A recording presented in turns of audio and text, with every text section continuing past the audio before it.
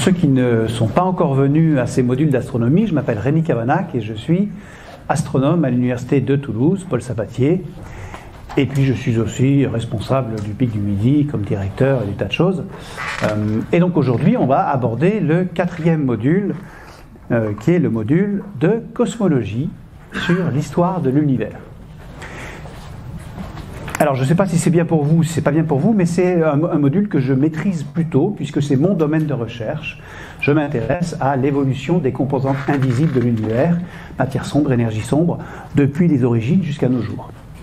Voilà, donc, mais j'espère que je ferai quand même un module qui sera compréhensible par tous. Si jamais je deviens trop compliqué, dites-le moi, dites on ne comprend rien, expliquez-nous ça un peu mieux, et il n'y aura aucun souci, je reprendrai. Alors on va commencer par une petite introduction où je vais faire quelques rappels, ou non, je ne sais plus si j'en ai parlé, et en particulier des rappels qui sont importants pour nous et pour bien comprendre ce dont on va parler dans l'heure et demie qui vient. La première, c'est la façon dont la démarche scientifique fonctionne et le fait qu'il y a 3 façons de faire de la recherche scientifique. D'abord, on peut se poser des questions d'un point de vue théorique. Et donc là, on prend une feuille de papier, on émet des hypothèses, on déroule un cheminement formalisme et on obtient des lois. Et on sait que ces lois sont logiques. Si les hypothèses sont vraies, les lois sont applicables. Mais on ne sait pas si les hypothèses sont vraies, donc on ne sait pas si les lois sont vraies ou fausses. Pour ça, bien sûr, c'est la théorie, on a besoin d'une feuille de papier et d'un crayon. Pour vérifier les théories, on fait les observations. Deuxième façon de faire la recherche, les observations. Les observations, c'est établir des faits objectifs, avec une mesure et une marge d'erreur qui correspond au cadre dans lequel on fait la mesure. Et puis plus la mesure est fine, plus l'erreur est faible, plus la capacité de réfuter les modèles faux est importante. Et donc on essaie de faire parler la théorie avec les observations. Et pour le faire de façon très robuste, on utilise la 3e façon de faire la recherche, qui est la modélisation. Alors, les observations utilisent des instruments très chers, utilisent plusieurs métiers de la recherche transverses. On regroupe toutes ces compétences dans les laboratoires et on construit des instruments pour pouvoir établir ces faits. Donc, une feuille de papier, des instruments, et là, on a besoin de beaucoup d'ordinateurs et de beaucoup de noyaux de calcul. La modélisation, c'est la façon de faire de la recherche en faisant des modèles, c'est-à-dire en créant des situations des modèles artificiels où on va injecter des conditions initiales, souvent données par les observations. On va y injecter les présupposés théoriques, on va faire évoluer le modèle, et ensuite on va comparer les résultats du modèle avec les observations. Et c'est en général univoque, bijectif. Et donc si jamais les prédictions dérivées des modèles ne sont pas compatibles avec les observations, ça nous permet de réfuter le modèle en question. Voilà. Donc ce sont les 3 façons de faire de la recherche. Donc on va retenir ça parce que je vais d'abord approcher la cosmologie d'un point de vue observationnel et ensuite je vous parlerai de modélisation et d'interprétation. Donc je vais aller dans ce sens-là pour vous faire un petit peu ce cours de cosmologie. Et puis ça c'est des rappels, j'en suis sûr. Je vous rappelle que nous utilisons la lumière comme vecteur d'information. Alors j'ai utilisé là le mode de pensée de Yoda, donc j'ai mis en vert pour que ce soit clair pour tout le monde. Donc la lumière comme vecteur d'information, tu utiliseras. Ça c'est vraiment le plus important. Et puis localement, la relativité restreinte et globalement la relativité générale s'appliqueront. Alors la lumière comme vecteur d'information, vous vous en souvenez, la lumière elle nous renseigne sur la couleur des objets, sur leur énergie, mais aussi sur leur forme, dans sa vibration spatiale. Et donc vous avez ici tout le spectre électromagnétique affiché. La plupart des observations au télescope sont faites dans la partie visible et infrarouge du spectre, donc dans ces domaines-là, qui sont très restreints par rapport au domaine total. Maintenant, on a tous les instruments qui nous permettent de faire des études des rayons gamma, aux énergies les plus hautes, jusqu'aux ondes radio, aux énergies les plus basses. La chose importante pour nous, l'univers est immense, c'est que la lumière a une vitesse finie. Et donc cette vitesse finie limite notre capacité à voir l'univers aujourd'hui tel qu'il est, à tout point de l'espace-temps, mais elle nous permet de savoir comment il était dans le passé, puisque la lumière a mis du temps à nous parvenir et qu'elle nous montre les objets tels qu'ils étaient au moment où la lumière a été émise. Et donc plus on voit des objets lointains, plus on les voit tels qu'ils étaient il y a longtemps. Et donc on peut remonter comme ça dans le passé, et c'est super pour nous, ça nous permet de faire des modèles temporels un peu plus robustes. Et donc important cette faculté. Et puis pour la relativité restreinte et la relativité générale, alors sans entrer dans le détail, il y a 3 conséquences importantes pour nous. La première, c'est que l'information, la causalité, le fait que 2 objets soient reliés d'un point de vue causal, ne peut se faire qu'à la vitesse de la lumière. Ce qui veut dire qu'on doit prendre en compte que l'information d'un objet à un autre, et donc un effet causal, ne peut arriver qu'avec un certain délai. C'est ce qu'on appelle les théories métriques. Vous savez, aujourd'hui, quand on construit des théories physiques globales, on veut que ces théories soient métriques, c'est-à-dire qu'elles prennent en compte le fait que la causalité voyage à une vitesse maximale qui est celle de la lumière. Et la relativité restreinte et la relativité générale sont 2 théories métriques, les théories les plus simples, qui ont été développées. La première théorie métrique qui a été développée dans l'histoire de la physique, c'est celle de Maxwell pour l'électromagnétisme. C'est une théorie métrique, et donc il prend en compte le fait que l'onde électromagnétique voyage à la vitesse de la lumière et que l'information aussi. Donc premier fait, c'est ça. Deuxième fait, les lois de la physique sont constantes dans l'espace-temps. Alors, c'est une hypothèse qui est extrêmement forte et qu'il faut bien entendu vérifier. Et qu'on essaie de vérifier dès qu'on peut. On essaie de voir si les constantes de structure ont varié ou non. Aujourd'hui, il n'y a pas de preuve ou pas d'indice que les lois de la physique évoluent dans l'espace-temps. Donc cette hypothèse, on considère qu'elle est vérifiée.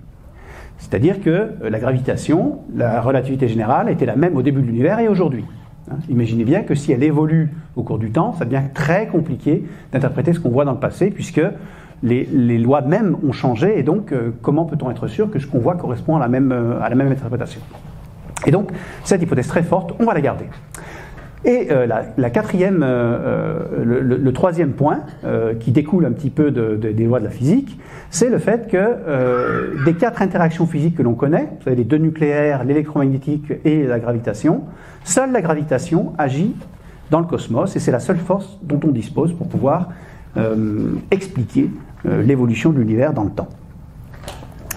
Alors on va commencer notre démonstration par un petit voyage dans l'espace-temps. Alors c'est un petit film qui a été réalisé par le Muséum d'histoire naturelle des États-Unis, qui, en fait c'est un dessin animé, mais qui montre uniquement des données observationnelles, donc des données qui ont été établies d'un point de vue objectif par des télescopes ou des instruments physiques. Et donc vous allez voir à quoi ressemble l'univers. On va partir de la Terre et on va aller jusqu'aux confins de l'univers. Et on verra un petit peu l'évolution à grande échelle de la structure de la matière, de la répartition de la matière dans l'univers. Donc allons-y, puis je commenterai au fur et à mesure. Alors j'espère que ça va marcher. Si je clique... Ah, on va couper le son, qui est inutile. Voilà, donc vous allez voir plusieurs informations. La première information, c'est ce que vous voyez ici. En bas, vous allez avoir une idée de la distance en distance lumière, minute-lumière, heure-lumière, jour-lumière, année-lumière, et vous aurez un petit indice de ce qu'on voit, et puis on va étudier un petit peu. Donc on part de la Terre, donc on est très proche, et on s'éloigne dans l'univers à une vitesse beaucoup plus grande que la vitesse de la lumière, bien entendu, mais pour l'instant on est assez lent. Et donc on s'éloigne de la Terre, on la voit au complet. La première chose qu'on voit autour de nous, ce sont les satellites que l'on a envoyés, dont on a parlé dans le premier ou deuxième module, je ne me souviens plus. Et donc vous avez ces satellites en orbite basse, les satellites géostationnaires, l'orbite Sian, l'orbite de la Lune qui est à 1 seconde-lumière, donc on la voit telle qu'elle était il y a 1 seconde. Et puis vous avez les orbites des planètes qui s'enregistrent ici en vert, orbite elliptique qui tourne autour du Soleil, toutes sur le même plan, qu'on appelle le plan de l'écliptique. On a fait 1 heure de voyage à la vitesse de la lumière, on a atteint Saturne, Jupiter, Uranus et Neptune. Et là on va voyager très vite dans notre galaxie, qui est vide, comme je vous le rappelle. Donc ça fait 1 an qu'on voyage maintenant. La seule étoile qu'on voit, c'est le Soleil, qui est proche de nous. Au bout de quelques années, 4 années-lumière, on commence à voyager dans l'espace-temps, et vous voyez les étoiles bougent autour de nous. Ça veut dire qu'on est dans le milieu interstellaire. Au bout de 70 ans, on atteint cette espèce de sphère ici, que je vais m'arrêter là, et je vais vous remontrer cette sphère.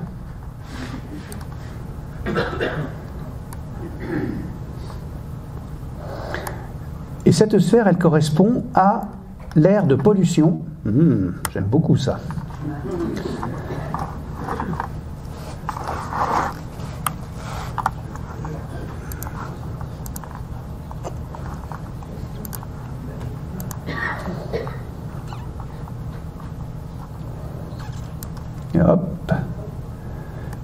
arriver. Voilà, il s'agit de la sphère de pollution électromagnétique de notre espace-temps autour de nous. Depuis qu'on utilise les ondes électromagnétiques en tant qu'espèce intelligente ou pseudo-intelligente pour communiquer entre nous, une partie des ondes électromagnétiques s'en vont dans l'univers. Ce sont des ondes qui voyagent à la vitesse de la lumière, ça fait 70 ans qu'on le fait, elles vont dans toutes les directions. Donc cette sphère correspond à notre sphère de pollution électromagnétique autour de nous. Ce qui veut dire que si jamais vous avez une espèce intelligente ici, qui est désespérée comme nous et qui se dit « sommes-nous seuls dans l'univers » et qui nous regarde, elle ne sait pas encore qu'on existe, si jamais elle nous observe depuis moins de 70 ans. Et donc, il faudra attendre encore une cinquantaine d'années pour que les bons hommes sur cette étoile sachent qu'on existe. Et c'est la même chose pour nous, bien sûr. Nous, on observe l'univers depuis 70 ans. Le volume qu'on a observé, c'est celui-ci. C'est le volume de causalité, le volume de pollution extraterrestre que l'on peut détecter correspond à ce volume-là. Alors on est dans la galaxie, on va s'éloigner. Et vous allez voir que ce volume est tout petit, décidément. Je ne suis pas très doué ce matin.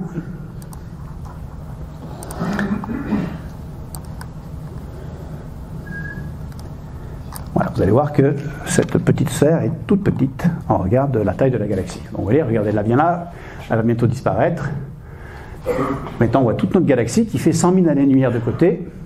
Et donc il va nous falloir 100 000 ans pour observer toute la galaxie. Et maintenant, chacune des galaxies est un point vert, donc comme la nôtre, et on a représenté toutes les galaxies sous forme de points verts. Et là, ce que vous voyez, c'est ce qu'on appelle la structure à grande échelle locale, et vous voyez que les codes couleurs correspondent à la quantité de galaxies, et vous voyez que c'est très très contrasté. Vous voyez, il y a des filaments à très grande échelle, on est à 5 milliards d'années-lumière du lieu.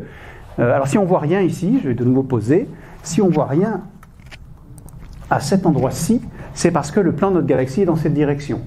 Et donc, le plan de la galaxie contient du gaz et de la poussière qui est opaque à la lumière autre que visible. Ces données-là ont été prises avec des télescopes visibles, donc on ne voit pas. Ça ne veut pas dire qu'il n'y a rien.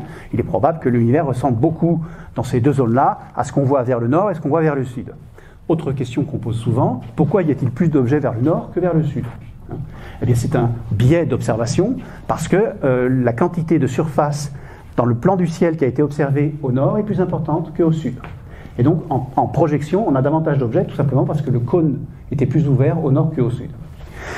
Mais en réalité, la densité du nombre d'objets est à peu près la même. Et donc, chacun des points est une galaxie. Vous voyez la structure à grande échelle. On peut faire l'analyse du contraste de densité, c'est-à-dire du rapport entre la quantité de matière que vous avez à un endroit donné par rapport à la quantité totale, ou à la densité totale de l'univers. C'est ce qu'on appelle le contraste de densité. Et ce contraste de densité est important parce qu'il ne peut être créé que par la force de gravitation. Il n'y a que la gravitation qui permette d'amasser la matière dans un endroit dans l'univers en un temps donné. Donc regardez cet ensemble d'objets. Donc on est parti ici de toutes les galaxies. Et au-delà des galaxies, vous avez des points verts ici, que vous voyez.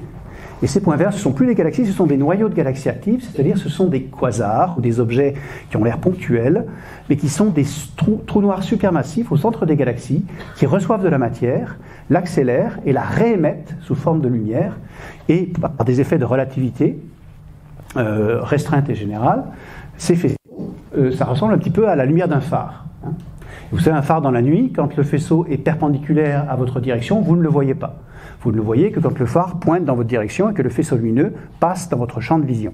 Et ici, c'est la même chose. Vous avez des phares dans l'univers dont le faisceau lumineux pointe dans votre direction, et c'est pour ça que vous le voyez. Et c'est pour ça que vous ne voyez que lui. C'est un objet qui est tout petit au centre des galaxies, donc vous avez l'impression que c'est une étoile. Dans les années 60, on pensait que les quasars étaient des étoiles. Ça n'en sont pas, ce sont des objets extrêmement exotiques dont on a découvert la physique entre la fin des années 90 et aujourd'hui. Et donc chacun de ces objets, ici est un quasar, on le voit très loin, et ce sont les objets les plus lointains qu'on peut voir dans l'univers. Et le point sur lequel je veux attirer votre attention, c'est le fait que la répartition de ces objets est plus faible que le nombre de galaxies centrales, puisqu'il y a moins de quasars que de galaxies, mais surtout elle est homogène. Elle est répartie de façon homogène autour de nous. Vous voyez, la répartition du nombre de quasars ici est relativement homogène. Donc on s'éloigne encore plus, Et on va s'approcher de la lumière ultime que l'on voit quand on regarde le ciel autour de nous, qui a été émise il y a 13,7 milliards d'années, ou encore 380 000 ans après le début du Big Bang. C'est cette espèce de sphère. Alors là, c'est une vue de l'esprit, hein, on est sorti de la sphère, mais en réalité on est pris dedans. Et c'est la première lumière qu'on voit dans l'univers. Alors on va reprendre un petit peu ce voyage avec des images. Alors on ne va pas partir de la Terre, hein, on va partir d'un peu plus loin. On va partir du groupe local. Donc la Voie lactée, hein, vous vous souvenez, ça ici c'est notre Voie lactée. Donc entre ici et ici vous avez environ 100 000 années-lumière. Notre Voie lactée, qui est une galaxie massive, on l'a vu au dernier module, c'est la galaxie la plus massive du groupe local, et vous avez des petites galaxies qui gravitent autour de cette galaxie. Donc le groupe local de galaxies, qui est à l'intérieur, on va dire, de 3 millions d'années-lumière, comprend une cinquantaine de galaxies, une grosse et 49 petites, à la louche. C'est ce qu'on appelle l'amassement hiérarchique dans l'univers. Il y a moins de gros objets et plus de petits. Alors c'est une façon d'amasser la matière qui est assez naturelle et qu'on retrouve dans énormément de phénomènes physiques, à la fois sur Terre, mais aussi dans l'espace. Et la matière est organisée en loi de puissance. Et donc vous avez la galaxie au centre et le groupe de galaxies autour. Et plus on s'éloigne, plus on voit des galaxies importantes. Donc là, vous avez ici l'univers local, donc sur 500 millions d'années-lumière. Chacun des points n'est pas une étoile, mais une galaxie. Donc vous avez ici la structure locale de notre univers sur moins d'1 milliard d'années-lumière, enfin 1 milliard d'années-lumière de côté, on va dire. Et vous voyez ici tous les grands amas de galaxies. Toutes les galaxies se répartissent dans des zones extrêmement précises, qu'on appelle des amas et des superamas. Et donc ça a été cartographié. Tout ça, ce sont des données mesurées. Donc on a mesuré la distance de tous les objets et on les a mis dans le ciel. Et là, ce qui est frappant, c'est de voir que la répartition est extrêmement contrastée. Il y a des endroits où il n'y a pas grand-chose. Alors là, ce n'est pas une raison de blocage par notre galaxie. S'il n'y a pas grand-chose, c'est parce qu'il n'y a rien. On mesure qu'il n'y a pas de galaxie. Les galaxies, elles se répartissent dans les amas de galaxies et en filaments qui connectent les amas les uns aux autres. Ce qu'on appelle la structure filamentaire de la structure à grande échelle de l'univers.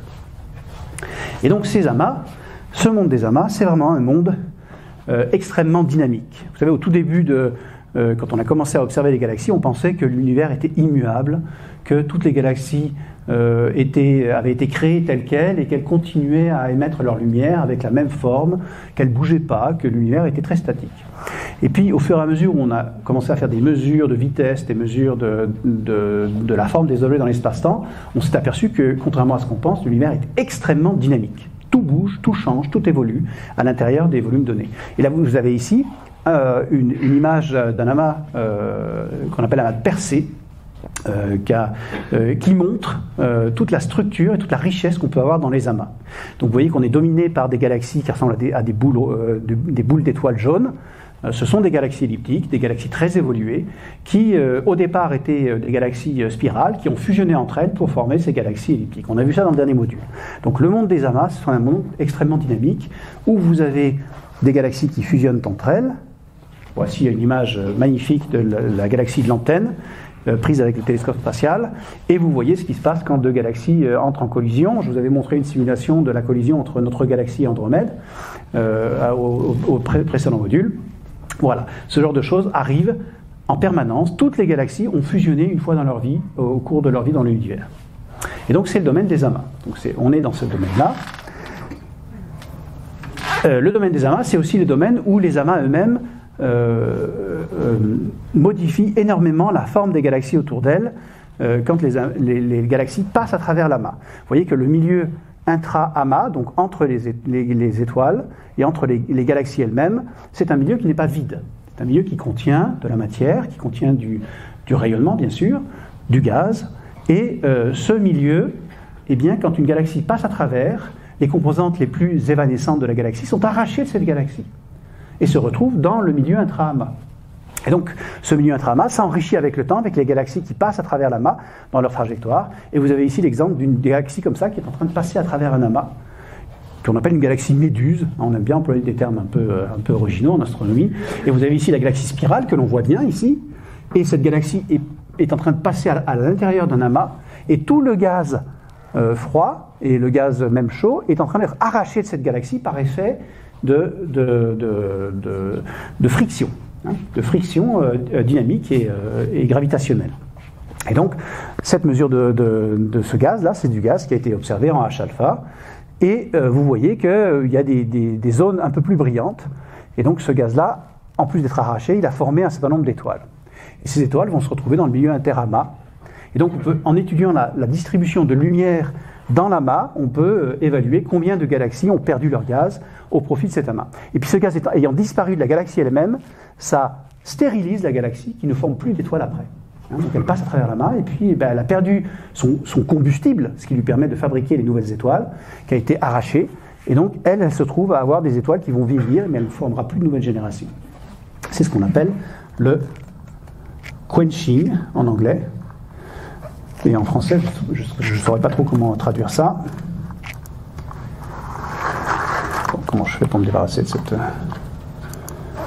Je vais tuer celui-là, j'aurai plus de message. Hop. Voilà. Ça disparaît. Et c'est reparti. Le milieu des amas et le milieu de l'univers, c'est aussi le milieu de phénomènes très étranges qu'on appelle les lentilles gravitationnelles. Les lentilles gravitationnelles, c'est un phénomène géométrique où deux objets sont alignés par rapport à nous, par rapport aux visiteurs, et l'objet d'avant-plan agit comme une loupe sur l'espace-temps pour tous les objets qui sont en arrière-plan. Et donc quand l'objet d'arrière-plan, la lumière passe à travers l'objet d'avant-plan, ces rayons lumineux vont être déformés et on va voir un mirage de l'objet d'arrière-plan au lieu de voir l'objet lui-même. Et typiquement, vous avez ici cette galaxie elliptique qui, en arrière d'elle, a une source bleue, un bleu qui est en train de former des étoiles, mais la source, on ne la voit pas. Ce qu'on voit, c'est un anneau d'Einstein, c'est-à-dire la déformation gravitationnelle de l'objet d'avant-plan. Et donc, la lumière que vous avez d'ici, c'est 3, 4, 5 images sous forme d'anneau de la galaxie d'arrière-plan. Donc, les lentilles gravitationnelles, vous les avez, c'est un phénomène qui est attaché à la relativité générale, et donc tout l'univers a cette propriété. Et donc la seule raison pour laquelle vous voyez ou non un mirage gravitationnel dans l'espace-temps, c'est si des objets sont suffisamment alignés par rapport à vous. Et donc, à l'échelle des galaxies, ça donne ça. À l'échelle des amas, ça va vous donner, bien, pour les quasars, vous avez ici là, cet objet qui ressemble à une étoile. Vous avez 1, 2, 3, 4 images du même objet. Il s'agit d'un quasar d'arrière-plan dont l'image a été divisée en 4 et répartie sur le ciel. Puis vous avez ces grands arcs gravitationnels. Alors la sortie écran n'est pas terrible, mais faites-moi confiance. Vous avez des arcs gravitationnels d'un même objet qui ont été réimagés dans le plan de l'amas. Et donc la distribution de ces mirages, qu'elles soient ici ou ici, nous permet d'évaluer la quantité de matière totale que vous avez dans cet amas de galaxies ou dans cette galaxie elle-même. Et j'y reviendrai. Et là vous avez une image magnifique prise par le télescope spatial James Webb, où c'est un amas extrêmement connu. C'est le premier amas qui a été découvert. D'ailleurs, c'est une astronome toulousaine qui a fait la découverte des arcs géants dans les amas en 1987. Elle s'appelle Geneviève Soucaille. C'est une collègue estimée. Et donc, cette espèce de grand arc ici, ce n'est pas une galaxie qui est en train d'être mangée par l'amas, mais c'est un objet d'arrière-plan qui est complètement déformé, dont on voit une image ici et une autre longue image ici. Et puis une troisième image de l'autre côté que je ne saurais imager, je pense qu'elle est ici. Vous voyez, cet objet-là, c'est une image virtuelle de ce même objet, de celui-ci. Donc vous voyez, ça nous permet d'avoir extrêmement grand nombre d'informations. On utilise les amas comme des télescopes gravitationnels gigantesques qui nous permettent de connaître les objets d'arrière-plan et de les amplifier pour pouvoir les étudier. Le monde des amas est très intéressant. Et j'en reviens aux lentilles gravitationnelles. Vous avez ici un exemple d'une lentille gravitationnelle avec un amas en avant-plan. Donc les images floues, blanches, ce sont des galaxies d'avant-plan, donc qui ont une certaine quantité de matière à cet endroit. Et tous les arcs géants, qu'ils soient bleus ou rouges, sont des phénomènes magnétiques, des mirages. Alors comment ça se passe ? C'est très simple, on est ici, on observe, Et si jamais il n'y avait pas de lentille, on ne verrait que la source de façon directe. Mais on ne voit pas la source parce que la lentille, qui est là, c'est ces deux objets-là, nous bloque la lumière d'arrière-plan.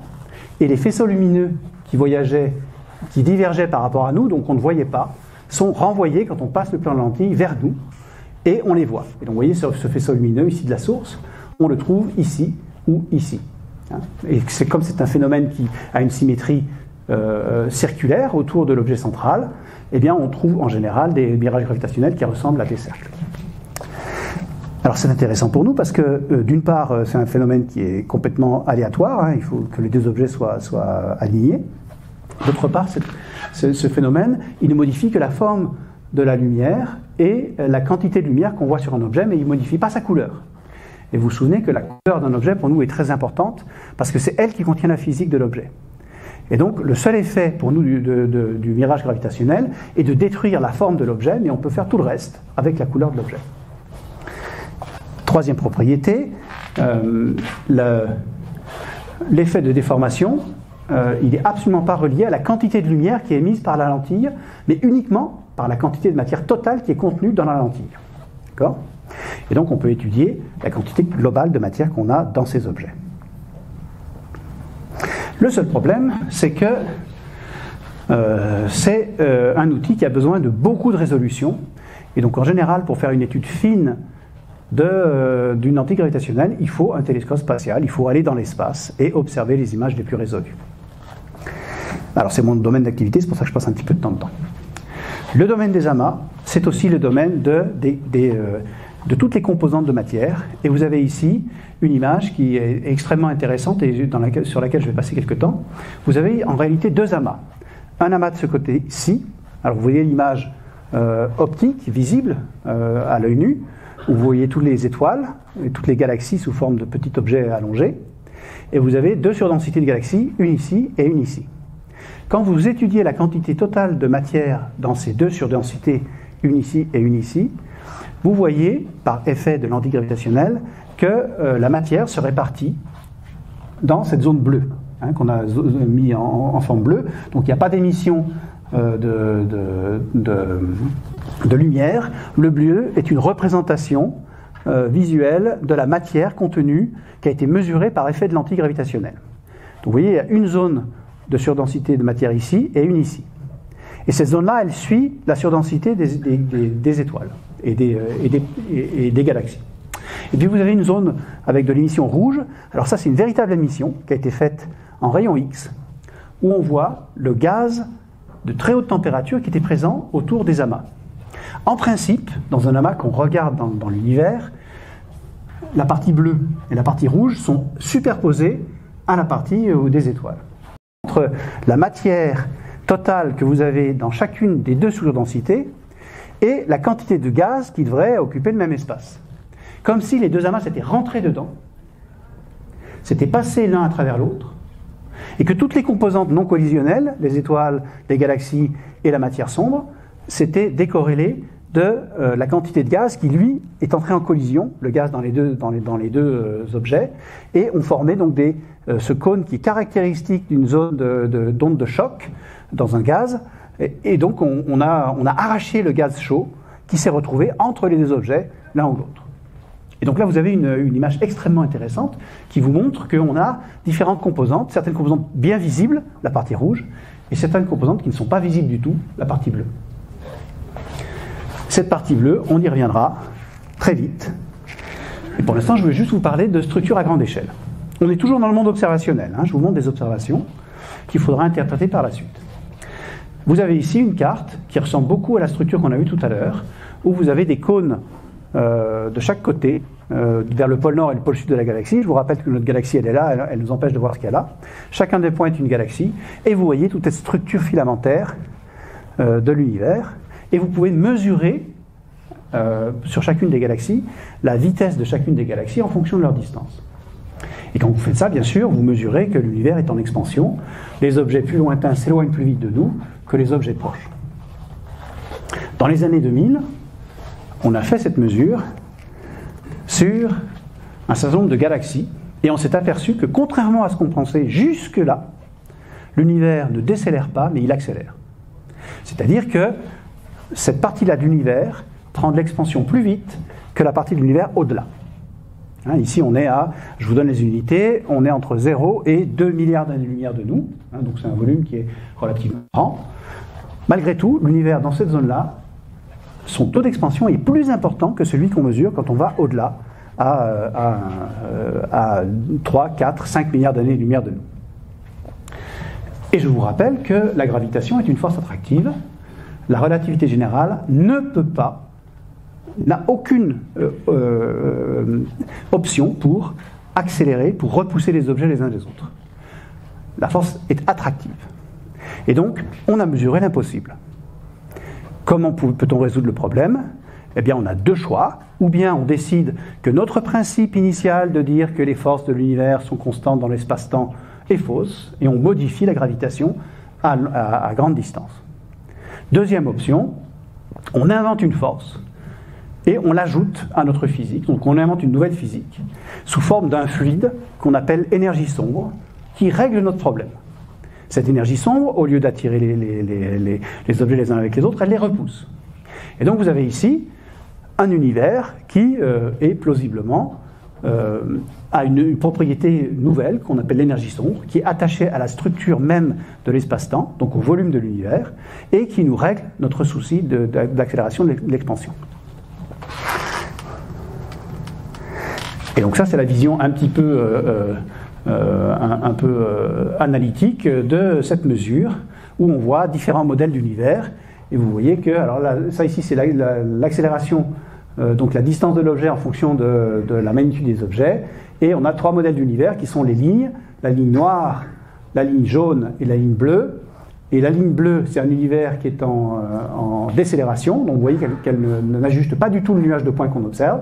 Donc ce modèle-là, il est exclu, l'univers ne décélère plus. Un univers qui est en accélération sans énergie sombre, il est donné ici. Hein, c'est juste que l'univers est moins dense que ce qu'on croit. Mais vous voyez ici encore que cet univers moins dense que ce qu'on croit sans énergie sombre, il ne fonctionne pas, hein, il n'ajuste pas le point. Le modèle qui ajuste bien le nuage de points, c'est le modèle ligne noire qui, lui, prend pour acquis que notre univers est dominé par une composante sombre, une énergie sombre, qui a été inventée juste pour résoudre ce problème-là. Hein. Et donc notre univers accélère depuis 8 milliards d'années, c'est-à-dire depuis la moitié de sa vie à peu près. Alors, cette énergie sombre, ou cette constante cosmologique, il va falloir essayer de l'approfondir, essayer de mieux l'observer, et on verra ça, on verra la sonde qu'on a envoyée récemment, qui nous permet de répondre à un certain nombre de questions. Mais tout de suite, je vous l'ai dit, la forme la plus simple de constante cosmologique et de l'énergie sombre, c'est un nombre constant qui dépend du volume de l'univers, donc qui est attaché à la taille de l'espace-temps. Et ensuite, c'est une énergie qui augmente. Donc on est dans un univers où l'énergie totale n'est pas conservée. Puisque plus sa taille augmente, plus la quantité d'énergie sombre contenue augmente avec ce volume. Donc c'est vraiment une rupture paradigmatique importante. Alors quand on observe l'univers, on peut observer sa structure, la quantité de matière, et puis on peut observer sa lumière et la quantité d'objets formés. Les objets, c'est les étoiles, depuis le début. Et vous avez ici deux schémas qui sont des combinaisons d'un nombre énorme d'observations. Chacun des points ici de couleur est un sondage différent. Et c'est un sondage qui résume le taux de formation d'étoiles dans l'histoire de l'univers, donc la formation des étoiles, de tout le début jusqu'à aujourd'hui. Donc vous avez en haut l'âge de l'univers à rebours, donc 0 signifie que l'univers a 13,8 milliards d'années, et puis ici vous êtes à 1,8 milliard d'années du début de l'univers. D'accord ? Donc vous remontez l'âge de l'univers, et vous voyez que chacun des éléments est non linéaire, ça va de plus en plus vite. Et puis en bas vous avez l'échelle de l'univers, donc c'est la taille de l'univers qu'il faisait, donc là il est 2 fois plus petit, 3 fois plus petit, 4 fois plus petit, 5 fois, etc. C'est 1 plus le redshift. Et vous avez deux courbes, une courbe noire et une courbe en cloche ici, qui ajustent la position des observations. Et ce que vous dites des observations, ici vous avez le taux de formation, donc le nombre de masses solaires, donc d'étoiles de la masse du Soleil, qui sont créées par an et dans un volume de 1 mégaparsec, c'est-à-dire c'est tout petit. Un volume infinitésimal à l'échelle de l'univers. Et donc on a fait ce calcul-là, et ce que l'on voit, ce que l'on mesure, c'est que au tout début de l'univers, bien sûr, il n'y avait pas d'étoiles, donc il n'y avait pas beaucoup de formation d'étoiles. Très vite, les étoiles ont commencé à se former, et elles se forment de façon, ici c'est une échelle logarithmique, donc entre ici et ici vous avez un facteur 10 d'augmentation, et donc ça augmente très vite au début de l'univers, puis ensuite ça plafonne, et puis quand l'univers a à peu près 8 milliards d'années, la quantité d'étoiles commence à diminuer, et aujourd'hui, l'univers ne forme pratiquement plus d'étoiles. Dans notre galaxie, dans la Voie lactée, dans les galaxies autour de nous, il n'y a pratiquement plus d'étoiles qui sont formées. C'est ce qu'on observe, il faut l'expliquer. Il faut que la physique nous permette d'interpréter ce que l'on voit. Alors, quelle différence entre les deux? Ici, c'est la somme complète des étoiles, donc ça ne fait qu'augmenter, puis ça plafonne, et quand ça plafonne, ça veut dire qu'on ne forme plus d'étoiles. Et ici, c'est le taux instantané, à un temps donné, de la formation d'étoiles, donc ça culmine en haut, puis ensuite ça diminue. Et donc ici, le nombre d'étoiles n'évolue plus. On a un plateau qu'on observe là-bas. Aujourd'hui, avec les télescopes spatiaux, et notamment le télescope James Webb, on peut observer les toutes premières étoiles de l'univers. Et donc c'est une des dernières observations que je vais vous montrer. Vous voyez ici une des images qui a été faite par le télescope spatial il y a 6 mois. Et il a mis à peine plus d'1 heure, vous voyez. Il y a à peu près 2000 secondes par filtre. C'est très peu. C'est un télescope de 6 mètres de diamètre, extrêmement puissant. Et on a observé un de ces fameux amas de vent d'arrière-plan pour l'utiliser comme télescope gravitationnel pour voir ce qu'il y avait derrière. Et dans ce champ, on a observé 3 objets. Un ici, et un là-haut. Vous voyez qu'on ne voit pas dans le petit carré, mais ils sont dans le petit carré. Alors je les ai agrandis pour que vous les voyez. Vous voyez, c'est un objet double avec une partie rouge et une partie jaune. Et puis les 2 objets, on a l'impression qu'ils sont en train de fusionner. Alors en fait, ces 3 objets n'en sont qu'un. Il s'agit d'un mirage gravitationnel, d'un objet d'arrière-plan. Et quand on a calculé la distance de cet objet, on s'est aperçu que c'est un objet qui se situait à un décalage spectral de 10,6, c'est-à-dire que l'univers était 12 fois plus petit quand on le regarde, ce qui correspond à un moment de formation, un moment où on regarde l'objet tel qu'il était il y a 13,3 milliards d'années. Et donc là, on est en train de voir les tout premiers objets qui sont formés dans l'univers, les toutes premières galaxies, les toutes premières étoiles. Avant ça, il n'y avait rien. Et donc on est vraiment en train d'observer le début de l'univers. Donc on est capable de tout voir dans notre univers, d'aujourd'hui jusqu'au tout début de l'univers, aux premiers 500 ou 600 millions d'années, quand les toutes premières étoiles ont été formées. Et alors ce qu'on peut faire aussi avec la couleur des objets, c'est mesurer l'âge de chacun des 2 blobs, là, qui ont l'air de rien. Et quand on fait ça, le blob jaune, on s'aperçoit qu'il a un âge qui est entre 1 et 40 millions d'années, celui-ci, et celui-ci il est un peu plus vieux, entre 70 et 130 millions d'années. D'accord ? Donc si vous faites la somme de ça ici et de l'âge des formations d'étoiles, vous voyez que les étoiles ont été formées juste avant qu'on les observe, et donc on voit vraiment les proto-objets dans notre univers. Alors, vous avez peut-être entendu parler d'articles qui ont dit qu'on voyait des galaxies qui étaient plus vieilles que l'âge de l'univers. Il faut toujours se méfier quand on a ce genre de papiers qui sortent, même d'astronomes qui ont envie de découvrir quelque chose d'exceptionnel. En général, les premières données doivent être analysées pendant un certain nombre de mois pour comprendre tous les effets systématiques, tous les biais qu'on peut avoir. Puis en général, ce genre d'annonces disparaissent dans les erreurs et finissent par se normaliser. Donc il y a peu de chances qu'on ait découvert des galaxies qui soient plus vieilles que l'univers. Donc on ne va pas commencer à s'exciter sur des articles qui sont écrits pour des raisons principalement politiques. Alors au-delà de ces premières étoiles, que peut-on voir ? Eh bien on peut continuer à voir ce qu'il y avait avant. Et on peut le faire dans le domaine du radio. Et je vous ai montré ici cette découverte des années 60. Donc là vous avez 2 personnes en 1965, donc c'est Arno Penzias et Wilson. Et donc en 78, les mêmes personnes, après leur prix Nobel, devant la même antenne qui leur a permis de détecter.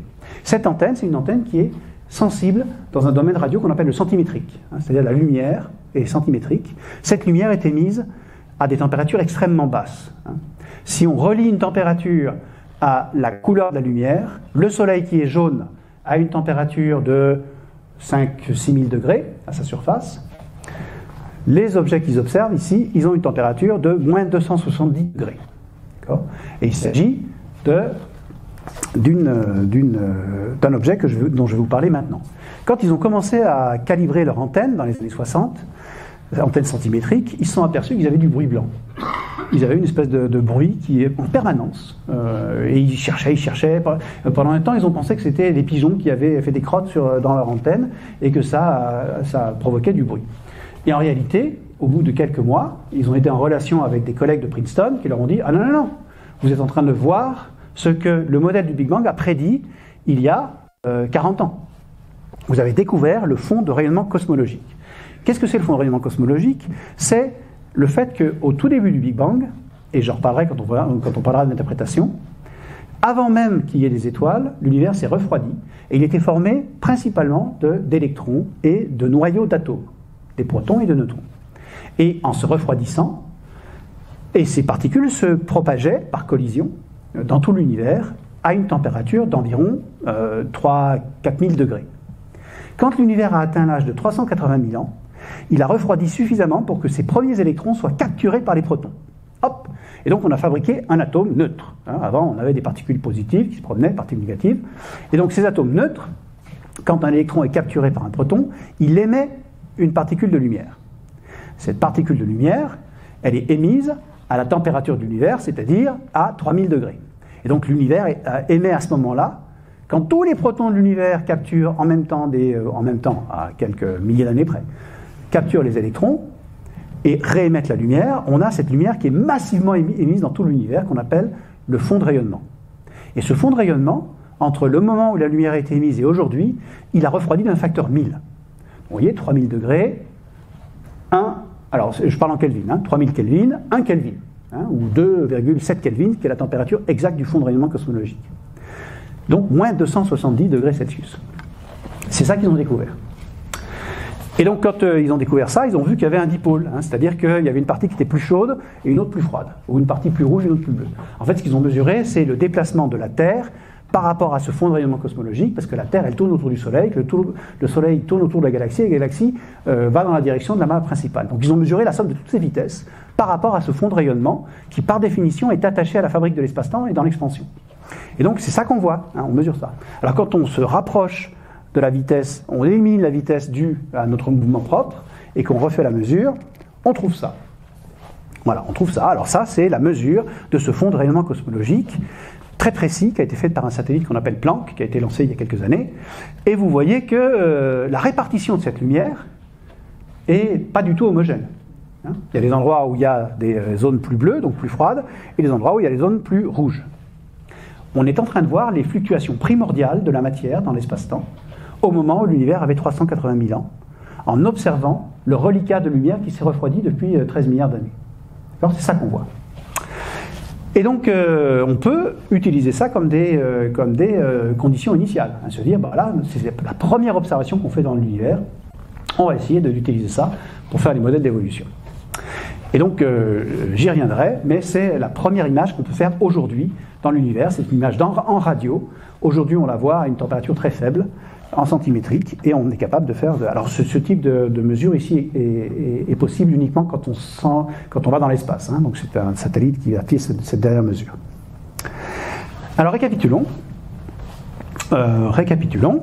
Nous avons un univers autour de nous qui est très contrasté. On voit des amas de galaxies, on voit des galaxies qui sont concentrées. Et quand on fait le rapport entre la quantité de matière contenue à un endroit avec la quantité de matière médiane ou moyenne dans l'univers, aujourd'hui on a à peu près un facteur 1000. Les zones les plus denses sont 1000 fois plus denses que la densité moyenne de l'univers. La carte qu'on vient de voir ici, on a l'impression que c'est très contrasté, mais c'est un contraste de densité qui est très faible. Imaginez que vous êtes à la surface d'un lac, la différence de hauteur entre les vagues, entre les zones les plus rouges et les zones les plus bleues, représente une hauteur de 1 mm pour un lac de 10 mètres de profond. C'est la densité que l'on voit, c'est un facteur 10 puissance moins 4 entre la température moyenne du rayonnement et les zones les plus chaudes et les moins chaudes. Donc on est à 2,73, et non on est à 2,7301 là, et 2,7299. Donc on a un univers qui est très très très homogène. Le fait qu'on puisse voir des fluctuations montre à quel point on est bon. hein, dans la mesure, à quel point on est précis. Mais en fait, on a un univers homogène. Donc, localement, on est très contrasté. Dans le passé, on était très homogène. On sait que l'univers est en expansion accélérée, donc il faut l'expliquer. Et puis, on sait que les étoiles se sont formées majoritairement au début de l'univers et qu'aujourd'hui, il n'y en a plus. D'accord ? Voilà, donc tout ça, on doit l'expliquer, on doit l'interpréter. Alors maintenant, je vais arrêter les observations et je vais commencer. Alors ça, c'est une façon un peu visuelle de voir la chose. C'est un schéma que j'aime beaucoup parce qu'il résume toutes les données observationnelles que l'on a dans notre univers. Donc ici, vous avez la partie Big Bang, hein, puis ensuite, pendant 300 000 années, il y a beaucoup d'expansion. À 300 000 ans, vous avez ce fond de rayonnement cosmologique que l'on voit ici émis. Vous avez une zone où il n'y a pas d'étoiles, puis les étoiles se forment. Donc ici, c'est ce qu'on appelle l'ère sombre, hein, c'est quand il n'y a pas encore d'étoiles. Ça dure environ 500 millions d'années. Et puis les étoiles commencent à se former. Et puis à partir de là, on voit tout l'univers jusqu'à aujourd'hui avec la structure à grande échelle qui se forme. D'accord ? Chacune des raies ici correspond à 1 milliard d'années. Et la forme extérieure de cette espèce de cloche ici correspond au taux d'expansion de l'univers. Donc vous voyez que le taux d'expansion il finit par diverger et il accélère. Donc c'est ce que vous avez là. Donc c'est une façon un peu visuelle de répéter ce que je viens de vous dire. Alors maintenant, je vais vous présenter le modèle cosmologique standard de concordance qu'on appelle, qui a été établi à la fin des années 90, début des années 2000, qu'on continue à raffiner, mais qui est maintenant le modèle standard et qui combine à la fois la théorie et la modélisation pour essayer d'interpréter les observations qu'on a. Et alors là, vous avez un schéma qui combine trois zones de la recherche, hein, la théorie d'abord, dans la toute première partie de l'univers. Donc, commençons par le début. Il s'agit d'une représentation schématique des débuts de l'univers, avec le temps exprimé en secondes et de façon logarithmique. Donc là, 10 puissance moins 50, c'est 10 puissance moins 50 secondes. 0,0050 fois 1. Hein, ça, c'est le début de l'univers. Puis là, c'est seulement 40 zéros. Oh, ça va vite. Hein. 30 zéros, 20, 10, 1 seconde. L'univers a 1 seconde. Puis ensuite, l'univers a 10 puissance 10 secondes. Donc là, on est presque à... on a déjà des galaxies, on a des tas de choses qui sont passées, puis l'univers aujourd'hui est là, hein, les étoiles commencent à se former, on est dans cette zone-là. Donc en fait, ce que vous avez, c'est un énorme zoom sur la première seconde de l'âge de l'univers. Et là, comprenez bien qu'on n'a aucune observation qui nous permette de réfuter le modèle qu'on a ici. Hein. C'est donc de la théorie. Ici, on n'a pas de façon, on n'a pas de modèle qui nous permet de dire c'est vrai ou faux. Tout ce qu'on sait, c'est que dans les accélérateurs de particules, à partir d'ici, on peut avoir des prédictions que l'on peut vérifier. Hein. Donc ici, c'est la théorie. Ici, les accélérateurs de particules nous permettent de savoir à peu près ce qu'on devrait observer dans la première seconde de l'univers. Et après ça, on a les premières observations, et donc la nucléosynthèse primordiale qui est ici, le découplage des neutrinos, et puis ce dont je vous ai parlé tout à l'heure, qui est le découplage matière-rayonnement, ici, hein, c'est le fond de rayonnement cosmologique qui apparaît ici. Donc ici, on est encore à 300 000 ans au début de l'univers, et tout ça, c'est les 13 milliards d'années qui restent. Donc on est très très comprimé. Donc allons-y, que se passe-t-il au tout début? Alors on va aller vite, hein, parce qu'il s'agit quand même de théorie. On pense que toutes les forces étaient combinées en une seule, qu'on appelle la gravitation quantique, qui combinait toutes les forces de la physique qu'on connaît aujourd'hui, nucléaire et électromagnétique. Et donc au tout début, on a une espèce de soupe, enfin l'air s'appelle l'air de Planck. C'est une aire qui est vraiment pas du tout connue et qui est extrêmement hypothétique, tout simplement parce que en dessous de 10 puissance moins 43 secondes, hein, en dessous de cette zone-là, la totalité de l'univers peut émerger d'une fluctuation quantique, hein, nous dit la relativité, nous dit la physique quantique. Donc en fait, on ne peut rien dire, hein, parce que tout l'univers peut émerger de rien, de façon virtuelle. Hein. Et donc, en général, on arrête la physique ici. À partir d'ici, on a, une fois que l'univers a été créé, on ne sait pas comment, hein, on ne l'explique pas et ce n'est pas du domaine de la physique, on a un plasma de particules vraiment élémentaires. Vous savez, les protons et les neutrons, ce ne sont pas des particules élémentaires, elles sont formées de particules élémentaires qu'on appelle des quarks, par 3 pour les hadrons. Et ces quarks, ils sont tellement accrochés les uns aux autres qu'aujourd'hui, quand on essaie de casser un proton, eh bien, on est obligé de fournir plus d'énergie que pour la création d'un nouveau proton, et donc quand on casse un proton, on en produit un autre. Hein. Et donc on produit 3 quarks de plus, et donc on ne voit jamais les quarks. On ne peut pas les voir dans les accélérateurs de particules. Mais ici, on pense qu'ils existaient. Hein, dans cette zone-là de l'univers, où l'énergie et la densité étaient fortes, on avait un quark, un plasma de quark, lepton, boson, Donc tout ça sont les particules élémentaires, donc les leptons c'est les électrons, les muons, et puis les bosons ce sont les particules d'échange d'informations en physique quantique. Voilà, et donc on est là. Et donc ça se passe bien, l'univers refroidit, et là on a des théories pour expliquer ces phénomènes. On pense que certaines étoiles, peut-être en leur centre, ont ce genre de plasma quark, lepton, boson, les étoiles à neutrons au centre d'elles-mêmes. Peut-être que certains théoriciens disent que on pourrait avoir ce type de plasma. On ne les observe pas, bien sûr, on ne voit que la surface des objets. Donc voilà, on est là. Et puis, là arrive quelque chose qui dépend de la forme du potentiel d'énergie contenue. L'univers entre dans une expansion très accélérée, très rapide, qu'on appelle l'inflation, et qui dure très peu de temps. Donc c'était la partie, vous avez du schéma où on voit la courbe qui monte directement. Après cette zone-là, il y a une séparation entre les forces de la physique qui, par bris de symétrie, se séparent les unes des autres. Et donc de cette seule force unique, on sépare la force nucléaire forte et l'interaction qui s'appelle interaction électrofaible, qui est la combinaison de la force nucléaire faible et de la force électromagnétique. Et donc l'univers continue à se refroidir. On a toujours ce même plasma de quark, boson, lepton, donc des particules élémentaires qui se promènent et qui se refroidissent. Après, quand l'univers a 10 puissance moins 10 secondes, on a un deuxième découplage, qui est le découplage entre la force magnétique et la force électrofaible. Alors ça, c'est celle que l'on a découvert dans les années 80 au CERN et qui a besoin de bosons particuliers qu'on appelle le boson W, Z+, et Z-. Et ceux-là, ils ont été découverts dans les années 80. Donc on sait que, au-delà d'une certaine valeur, on a une fusion de ces forces-là. Donc c'est pour ça que je vous dis que ça, on peut le prouver d'un point de vue physique. Et puis on augmente l'univers. Au bout d'un certain temps, les quarks ne peuvent plus vivre dans un univers qui a plus assez de température et de densité, et donc ils se combinent pour former ces fameux neutrons et protons qui sont les noyaux de nos atomes que l'on a autour de nous. Et donc ça se passe quand l'univers a moins d'une seconde, il est encore très jeune, et puis il y a toutes sortes de choses qui se passent que je vais passer, parce que je ne vais pas faire tout le détail. Ce qui est important pour nous, c'est que quand l'univers a environ 2 secondes, quand l'univers a 2 secondes, il émet massivement des neutrinos. Les neutrinos, c'est une particule évasive qu'on peut détecter dans des accélérateurs de particules, dans des grandes cuves d'eau lourde, enterrées sous terre. Il y a aussi des expériences qui sont sous la glace antarctique. Enfin, il faut aller très profond sur Terre. Et on détecte ces neutrinos quand une supernova explose, donc une étoile explose dans la galaxie. Elle émet un flux absolument gigantesque de neutrinos qui provoque l'explosion de l'étoile. Et ce flux de neutrinos, on en détecte 3, 4, 5 neutrinos sur 10 milliards de milliards qui arrivent dans notre détecteur et qui interagissent avec notre eau lourde. Voilà. Et là, on dit, ah, ça y est, on a détecté un neutrino. Bon. Les neutrinos qui sont produits à ce moment-là, on les voit.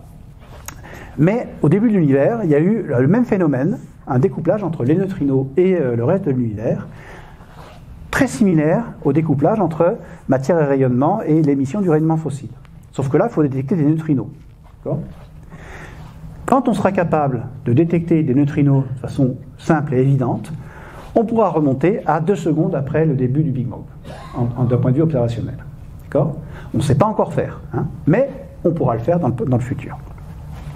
Donc, pour l'instant, on est encore dans le domaine des accélérateurs de particules, et je vais basculer sur le CERN, et donc on est ici, on est là. Et puis, donc on avance dans le début de l'univers, et on va sortir du domaine réellement expérimentation de physique des particules, et on va entrer dans le domaine observationnel avec cette fameuse nucléosynthèse primordiale. Donc les atomes, les premiers neutrons et protons se sont formés, les électrons, les protons et les électrons se baladent dans l'univers, et là il se passe des tas de choses qu'on peut observer, dont on peut déduire la réalité. Et on a la nucléosynthèse primordiale, c'est-à-dire les protons et les électrons s'agencent ensemble, et les premiers protons et neutrons s'agencent ensemble pour former les premiers éléments chimiques de l'univers. Et les premiers éléments chimiques, on ne forme que de l'hydrogène, de l'hélium, un petit peu de lithium et un petit peu de beryllium. C'est tout. Ce sont les seuls atomes qu'on peut former au début de l'univers. pour des raisons de section efficace et de concurrence entre le nombre accessible de nucléons et la densité de l'univers qui se refroidit. Et donc, cette nucléosynthèse primordiale, en fait, on en a la déduction ici. Vous avez ici, alors ça, ce sont des nombres observés. Quand on regarde autour de nous, on peut faire le rapport entre la quantité d'hydrogène qu'on voit, donc des protons, et la quantité d'hélium, deutérium, et une autre forme d'hélium avec seulement un neutron, et de lithium. Et donc la courbe bleue, les courbes bleues, la courbe rouge et la courbe verte sont des éléments qui sont mesurés. Et en fait, le nombre, la répartition de ces atomes dépend énormément de la densité de l'univers au début, et du rapport entre la quantité de photons et de lumière, que vous avez ici. Un photon pour un proton pour 10 milliards de photons. Donc la lumière domine, mais parce qu'on mesure exactement ces valeurs, on peut donner exactement le rapport entre le nombre d'éléments de lumière, de photons, et la quantité de matière dans l'univers. Et puis on peut aussi fixer la quantité absolue de matière qu'on peut avoir dans cet univers grâce à cette courbe. Donc on a défini le nombre et la composition des éléments chimiques, leur répartition, la quantité de lumière disponible et la quantité absolue de matière. Alors B, ça veut dire baryonique, ça veut dire qu'on utilise des neutrons et des protons pour la fabriquer. Cette courbe. Et puis ça, vous l'avez déjà vu, hein, c'est le fond de rayonnement cosmologique, il arrive à peu près ici. Hein, quand on découple la matière du rayonnement, que le rayonnement commence à se promener dans tout le ciel, on forme cette boule qui nous sert qui est très homogène et qui nous sert de condition initiale. Et donc on est là. Hein. Donc là on vient de faire tout ça et on a atteint cette partie-là. Puis là on entre dans la zone sombre dont je vous ai parlé, où tout ce qui se passe en gros c'est que l'univers refroidit. Et puis les zones qui avaient un petit peu plus de matière, donc les surfaces oranges dans le fond de rayonnement cosmologique, ben, elles vont attirer la matière, hein, parce qu'elles sont plus fortes gravitationnellement que les autres. Et donc, les zones surdenses vont se surdensifier, les zones moins denses vont perdre de la matière au profit des zones les plus denses. Et donc, commence à se former des zones de plus en plus denses, et ça se fait pendant le premier 500 millions d'années, jusqu'à que les zones surdenses s'effondrent sur elles-mêmes pour former les premières étoiles dans les zones où il y a les premières galaxies. Et alors, au moment où les premières étoiles se forment, vous voyez, elles se forment toutes ensemble au même endroit. Et là, vous avez une portion de l'univers qui représente à quoi ça doit ressembler si on était sur place et qu'on observait l'univers pendant 100 millions d'années. Et on voit les premières étoiles qui se forment et qui rayonisent le milieu, c'est-à-dire qu'elles rendent l'univers transparent. Parce que la zone sombre, le gaz est neutre, et il absorbe toute la lumière. Et cette lumière, un petit peu comme un nuage un nuage dans le ciel qui est tout blanc, quand vous êtes dans le brouillard, vous ne voyez rien, il faut vaporiser la vapeur d'eau pour voir à travers.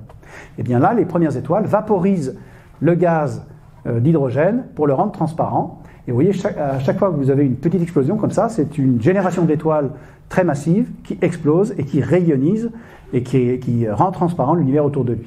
Et ça se passe partout au même endroit, donc c'est un phénomène qui est assez rapide.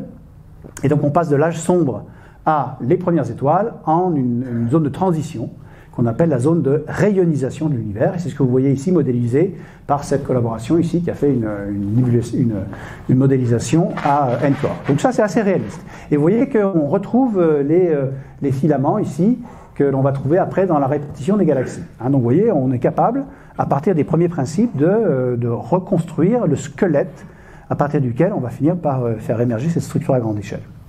On est au tout début de l'univers ici. Hein. On est dans cet âge sombre. Voilà, donc on vient de voir cette partie-là, et là on arrive là. Et là je vous ai montré les premières images de la galaxie, des galaxies et des premières étoiles qui ont été formées avec le télescope spatial. Lui, il a observé cette étoile à peu près dans cette limite-là. Hein. C'est ça qu'on voit, avec l'image du télescope spatial qu'on a vu. Alors, après ça, il faut essayer de créer la structure à grande échelle qu'on a autour de nous. Et pour le faire, on va faire des modèles. Les modèles, ça consiste à prendre la quantité de matière qu'on voit dans le fond de rayonnement cosmologique, ce sont les conditions initiales, on fait un cube d'univers, on crée des particules, on leur donne la physique que l'on connaît, c'est-à-dire la gravitation, puis un petit peu d'électromagnétisme, parce que les particules on les connaît, et on fait évoluer ce volume de l'univers pendant 13 milliards d'années, en y a injecté à la fois les observations initiales et la théorie initiale, et on fait évoluer. Et quand on fait ça, eh bien ça ne marche pas du tout. On n'arrive pas à créer de galaxies, on n'arrive pas à créer de filaments et de supernova encore moins. Rien n'existe. Pourquoi ? Parce que la relativité générale, la gravitation, n'est pas assez forte pour, en 13 milliards d'années, passer d'un univers aussi homogène que celui qu'on voit dans le fond de rayon cosmologique pour aboutir à ce qu'on voit aujourd'hui avec cette superstructure. Alors, de nouveau, deux solutions. Ou bien on s'est trompé et il faut modifier la relativité générale, ou bien on se dit que la relativité générale marche très bien là où on la mesure, il n'y a pas de raison de la modifier, on va inventer un nouvel élément, et c'est bien sûr la matière noire, la matière sombre, cette composante invisible. Et quand on fait ça, eh ben ça marche relativement bien, et même plus que relativement bien, ça marche extrêmement bien. Alors c'est évident, on a créé quelque chose qui nous résout notre problème, si ça ne le résout pas, c'est que, bon, on n'a pas fait les choses correctement. Mais, un exemple ici d'une modélisation, de nouveau, de cet univers qui commence au tout début. Donc je vais m'arrêter un tout petit peu là, et je vais vous expliquer ce qu'on voit. Et voilà, j'ai fait la bêtise. On recommence. Voilà, donc ce qu'on voit ici, c'est, on va avoir deux cubes. De ce côté-là, vous avez la matière sombre qu'on a inventée. Donc c'est la superstructure, c'est la matière non collisionnelle, on lui a donné toutes les propriétés qu'on voulait qu'elle ait, c'est-à-dire qu'elle n'émet pas de lumière, on ne la voit pas, elle n'interagit pas avec la matière normale, donc quand on regarde la matière on ne devrait rien voir, la seule chose c'est qu'elle a un effet gravitationnel sur son environnement, et donc par exemple, elle va contribuer aux effets de l'antigravitationnel, puisque c'est de la matière, donc c'est la matière massive, la gravitation, donc on devrait la voir à travers les antigravitationnels, mais c'est le seul phénomène observationnel qui nous permette de la détecter. Donc elle est là, c'est un cube qui fait 1 milliard d'années-lumière de côté, et on est au début de l'univers. Donc ici vous avez de nouveau le rougissement, donc ça je vous rappelle c'est 1 plus ça, c'est le facteur d'échelle de l'univers, c'est le nombre de fois qu'il était plus petit qu'aujourd'hui. En dessous vous avez l'âge de l'univers depuis son début, donc ici on est à 400 millions d'années, c'est en milliards d'années mais c'est de l'anglais, donc c'est billion years, donc vous êtes à 400 millions d'années. Ici vous avez la quantité d'étoiles formées pendant ce temps-là, dans cet univers, en milliards de masses solaires. C'est un volume assez grand, donc on fait ça en milliards de masses solaires, et vous allez voir que ce nombre-là va augmenter avec l'âge de l'univers. Donc vous regardez ça ici, pour voir quel est l'âge de l'univers, ça ici, et puis vous avez deux cubes. Un cube de ce côté-là, qui est la structure qui n'existe pas mais qu'on a inventée, la matière sombre, et ici vous avez une lumière réelle. Là ce qu'on vous donne, c'est la température du gaz d'hydrogène, qu'on mesure ou qu'on modélise dans ce volume d'univers, donc en parallèle avec la structure de matière sombre. Et donc ça, si on avait un télescope infiniment sensible dans toutes les longueurs d'onde, on verrait tout ce qu'il y a dedans. Et en réalité, nos télescopes, ils sont très mauvais, et on va ne voir que les zones les plus brillantes de cette zone-là, ou les plus chaudes. Et tous les filaments qu'on verra en vert, notamment, on ne les voit pas parce qu'ils sont trop faibles.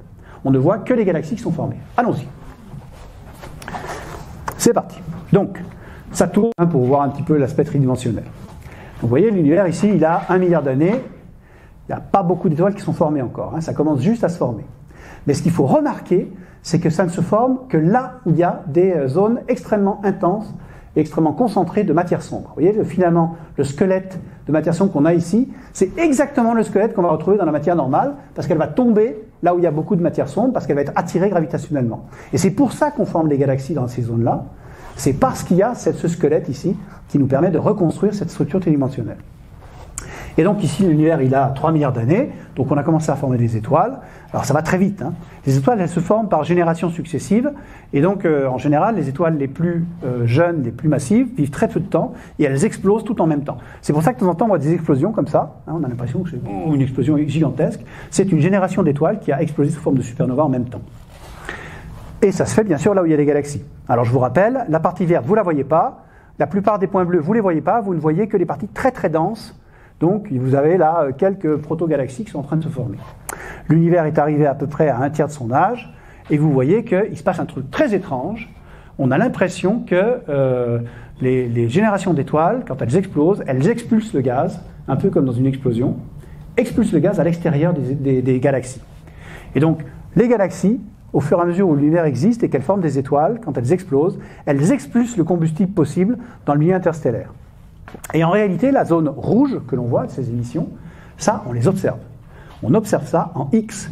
Il s'agit d'un gaz très chaud, à plusieurs millions de Kelvin, de degrés. Et donc ça, quand on a envoyé les premiers satellites X, on a vu cette gigantesque quantité de matière qui représente 80% de la matière baryonique, donc des protons et des neutrons de l'univers. Il se retrouve sous cette forme-là, qui est perdue pour la formation d'étoiles, parce que c'est un gaz très chaud, très diffus, que l'on ne peut pas récupérer et réinjecter pour former des étoiles. Et donc on pense qu'on est en train de voir là la formation la diminution progressive de la quantité d'étoiles produites, parce qu'on perd la quantité de gaz nécessaire, qui est expulsé dans le milieu intergalaxie. Vous voyez, à la fin de l'âge de l'univers, on a ces zones immenses. Ça ne devrait pas s'arrêter là, voilà, c'est fini. Et donc, vous voyez, alors, ce qui est formidable, c'est qu'il y a un certain nombre de paramètres physiques qu'on n'a pas introduits dans le modèle, mais qui ont été produits et qu'on observe. Ce modèle-là, il ne fonctionne que parce que vous avez la structure à grande échelle qui est à côté, qu'on a inventée. Vous voyez, ça fonctionne quand même très très bien, en dépit du fait qu'on a inventé quelque chose.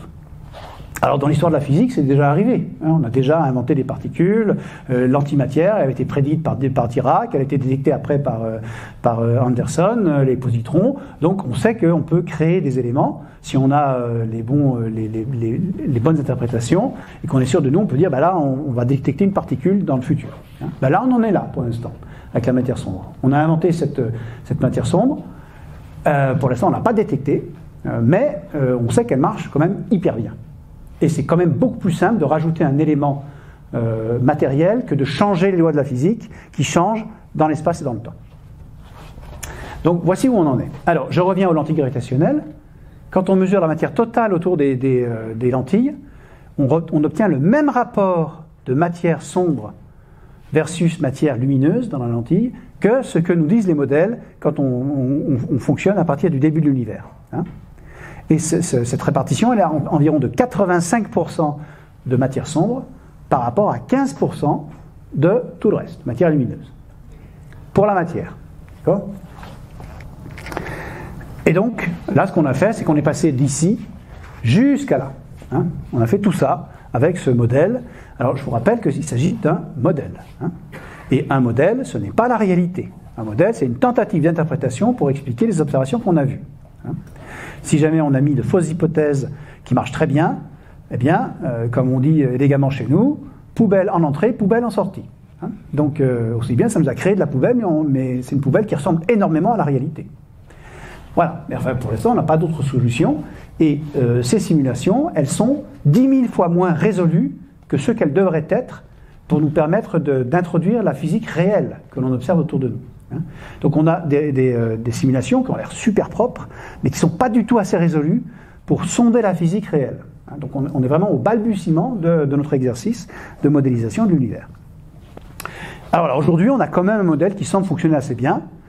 Alors malheureusement, on est dominé par des composantes sombres qu'on a inventées, mais que peut-on faire à partir de là ? À partir de là, on peut essayer d'étudier un peu ces matières sombres et cette énergie sombre, et on le fait avec d'autres télescopes. Et donc ensuite, voici les questions qu'on se pose aujourd'hui. Quels sont les effets physiques dominants qui ont produit l'arrêt de la formation d'étoiles ? Vous vous souvenez, c'est la courbe que je vous ai montrée, en forme de cloche. En ce qui concerne l'énergie sombre qu'on a inventée, on peut se poser la question de savoir si c'est un truc qui est constant dans le temps et dans l'espace, ou si elle évolue. Comme c'est quelque chose qu'on a inventé, on peut lui donner les propriétés qu'on veut. Et donc, mesure-t-on, dans notre univers autour de nous, des indices d'évolution de cette énergie sombre. Deuxième question, est-ce qu'elle change aussi dans l'espace ? Peut-être que quand on regarde à droite ou à gauche, la quantité de matière sombre va varier, et varier de façon intrinsèque, sa valeur absolue va varier. Donc ça, ce sont les questions qu'on peut se poser. La relativité générale est-elle encore un cadre théorique valide ?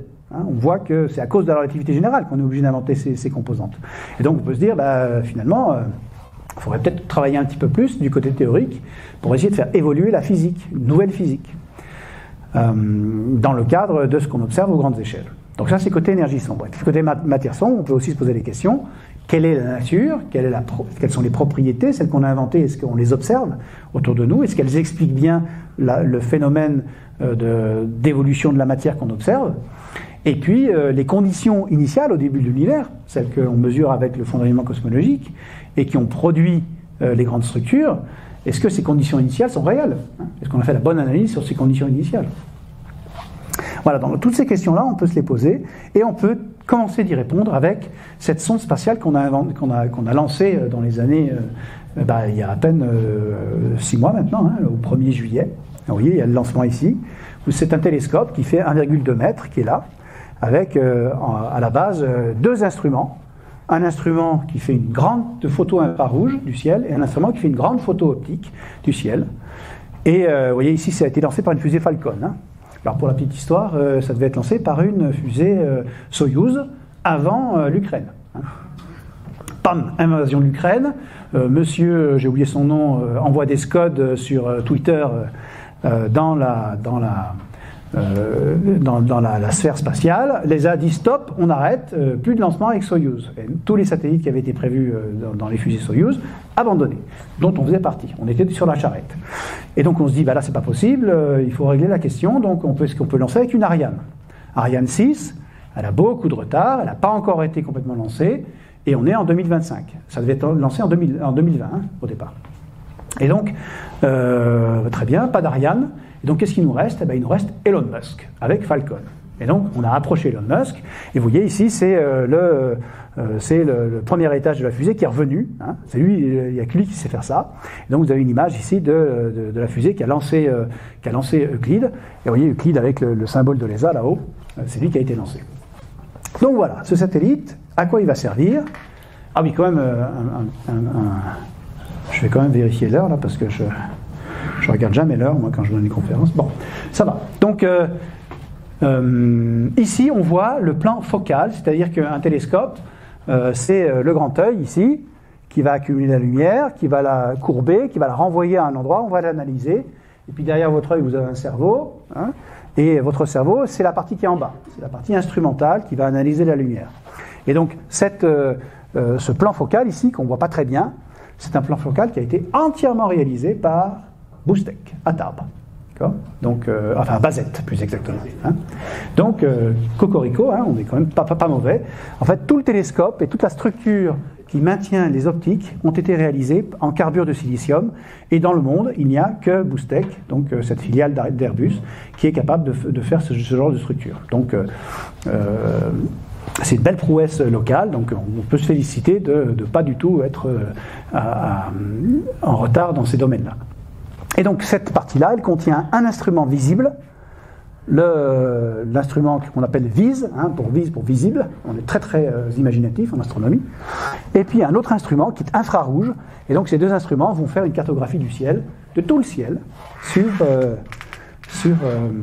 6 ans. Et donc le satellite a été envoyé en zone L2, Lagrange 2, donc vous avez le Soleil, vous avez l'orbite terrestre en rouge, vous avez l'orbite de la Lune en bleu, et à 1,5 million de kilomètres, vous avez des points, L1 entre la Terre et le Soleil, L2 entre le Soleil et la Lune, et L4, L5, L3, ce qu'on appelle les points de Lagrange. Ces points-là, ce sont des points d'inertie gravitationnelle qui permettent à un objet que l'on place à cet endroit-là de suivre l'orbite terrestre sans ajouter ou enlever d'énergie.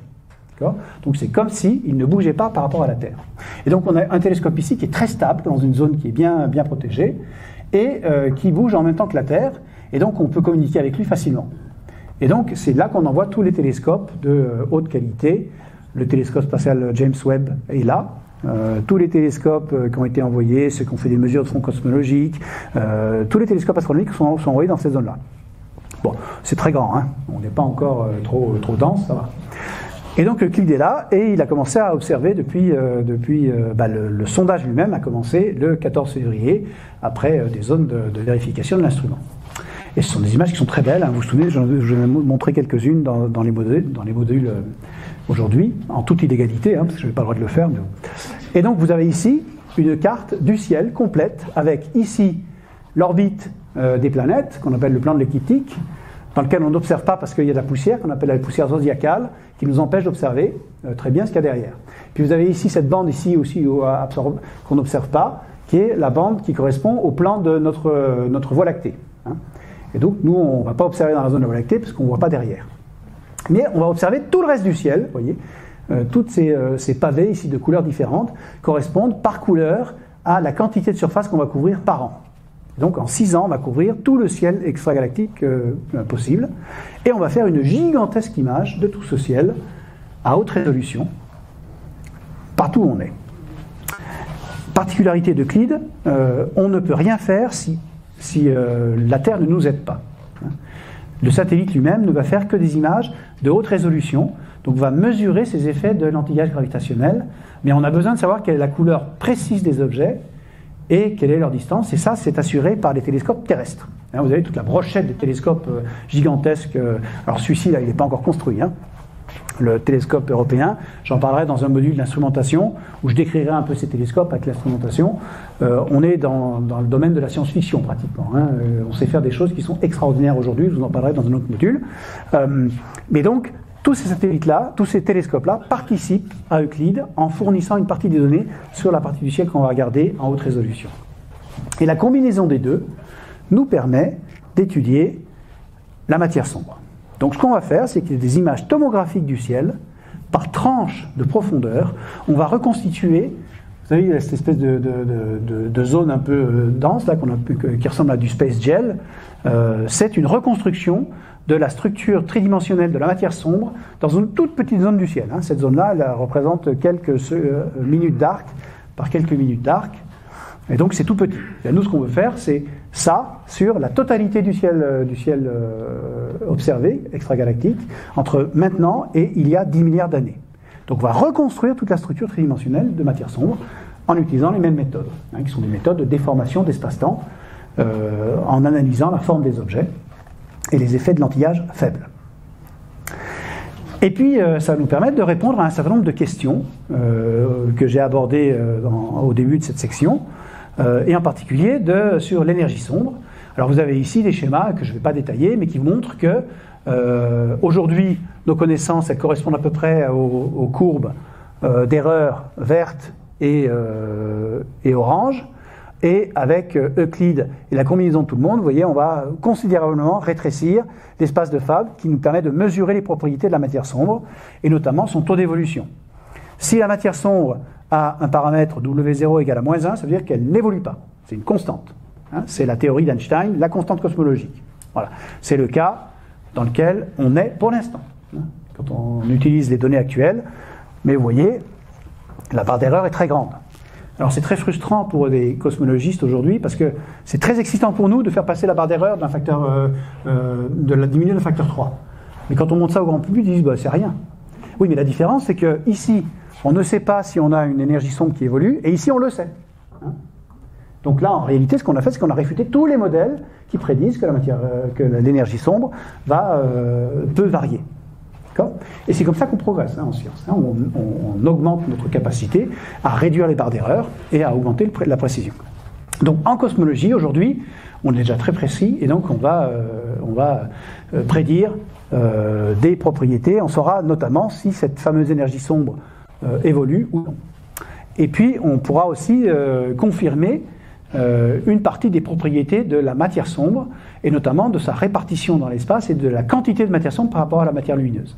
C'est le fameux facteur gamma m ici, et de nouveau, vous voyez, on réduit considérablement la barre d'erreur par rapport à ce qu'on connaît qui est en orange et ce qu'on pourra faire en rouge. Voilà, donc ça c'est pour la partie un peu hard, un peu cosmologie, évolution de l'espace-temps dans les théories actuelles. Voilà, et donc ça termine ma petite présentation sur la cosmologie, nos connaissances, ce qu'on en sait d'un point de vue observationnel, théorique, et vers où on s'en va dans les années qui viennent. Alors ça ne s'arrêtera pas avec Euclide, ça va continuer, mais pour une fois, je me suis arrêté bien avant l'heure. Voilà, et je peux prendre des questions. Donc, du coup. D'où vient l'oxygène? Vous avez parlé de oui. lithium. Oui, alors, en fait, j'en ai parlé quand j'ai parlé d'étoiles, au module deuxième, je crois. Les atomes légers sont produits, les atomes légers, 3 espèces chimiques, 3-4, sont produits au tout début de l'univers. Tout le reste sont produits au cœur des étoiles par réaction thermonucléaire des atomes, une fois que tout l'hydrogène a été épuisé. Une étoile, c'est juste un cauldron, on dit en anglais, c'est juste un pot qui fabrique des éléments en produisant de la matière par fusion nucléaire. Et donc l'hydrogène se transforme en hélium, l'hélium quand il n'y a plus d'hydrogène, l'hélium doit se former, il se transforme très rapidement par ce qu'on appelle un flash d'hélium carbone, et ensuite l'étoile se transforme en couche, en rang d'oignon, comme ça, en couche d'oignon, avec des espèces chimiques qui se forment au fur et à mesure que l'étoile vieillit. Et donc vous avez de l'hydrogène, du carbone, de l'azote, du magnésium, du silicium, et tout ça évolue jusqu'à que le fer soit formé au cœur de l'étoile, et le fer, c'est fer 56, c'est l'atome le plus stable dans l'univers. Les étoiles ne peuvent pas former autre chose de plus massif que le fer pendant leur phase thermonucléaire de vie. Alors tous les atomes plus lourds que le fer, qu'on observe sur notre planète, ont été formés pendant la phase d'explosion de l'étoile, qu'on appelle supernova. Et donc, alors le carbone, l'azote, l'oxygène et l'hydrogène, qui sont la base de la vie organique, eux ils sont formés massivement dans toutes les étoiles, rejetés dans l'univers interstellaire au moment de la mort des étoiles, donc eux il n'y a pas de souci. Mais pour tous les oligo-éléments, le fer, on les forme à un moment très précis de la vie des étoiles, quand elles explosent, et qu'il y a une onde de choc qui augmente suffisamment la pression pour former des atomes plus lourds que le fer. Et à ce moment-là, on forme un certain nombre d'atomes, jusqu'à l'uranium, qu'on a sur Terre, qui a été formé dans ces phases-là. L'or, le plomb, tous les métaux très lourds ont été formés à ce moment-là. Ça répond à votre question ? Voilà. Oui. Est-ce que pour l'univers, on peut dire rien ne se perd, rien ne se crée, tout se transforme? Question, puisqu'il y a une énergie qui va augmenter l'expansion de l'univers, est-ce que ça veut dire qu'on perd de la matière? Alors, la conservation de l'énergie totale baryonique, elle perdure. C'est-à-dire que toute la matière qu'on voit autour de nous, c'est le modèle, a été créée au début de l'univers et elle n'a pas évolué.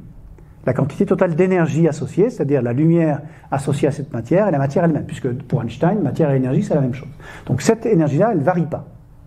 En revanche, c'est ce que je vous ai dit, côté composante sombre, il y a une création permanente.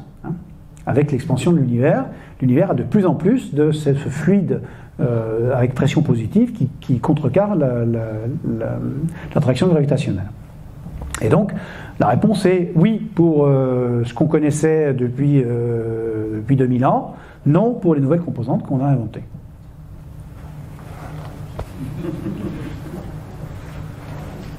Oui. Est-ce qu'il y a d'autres théories qui sont actuellement étudiées par d'autres équipes? Je suppose que dans la science, comme partout, il y a des gens qui sont plus ou moins d'accord avec.